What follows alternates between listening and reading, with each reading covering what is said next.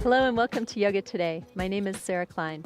I'm here with Megan, and Megan is going to demonstrate Chaturanga proper. So we're going to go through the basic elements that will get you into a safe, aligned Chaturanga. So Megan, would you please come into a forward fold at the top of your mat? Bring your big toes to touch. You could bring the arms up alongside your ears and reach up for one big inhale, and then exhale, swan dive forward. Gorgeous. So from here, I'd like you to lift your gaze just to the top of your mat and bring your fingers back in alignment with your toes. In this case, you may need to bend your knees to keep that nice straight spine. Begin to bring the fingers down on the mat in alignment with your toes. There you go. This is so crucial and so important. From here, step your feet back, moving into a high plank position. Once you're there, push into your big toes and move the heart right out over the thumbs. So you'll see that her shoulders are lined up right over her wrists.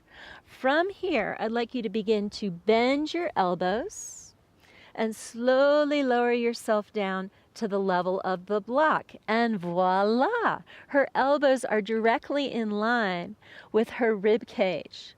From here, Megan, go ahead and push up into a high plank and take downward facing dog.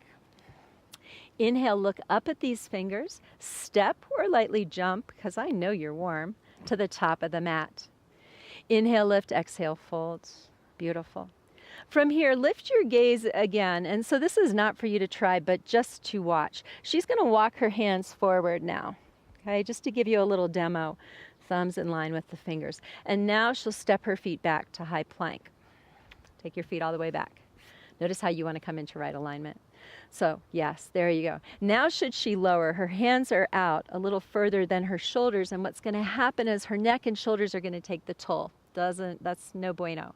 So from here, push back to your knees and take child's pose. So remember, the alignment of fingers next to toes, have a block next to you, utilize the block, lower down, and you'll feel the elements of a very strong, safe Chaturanga. Thank you.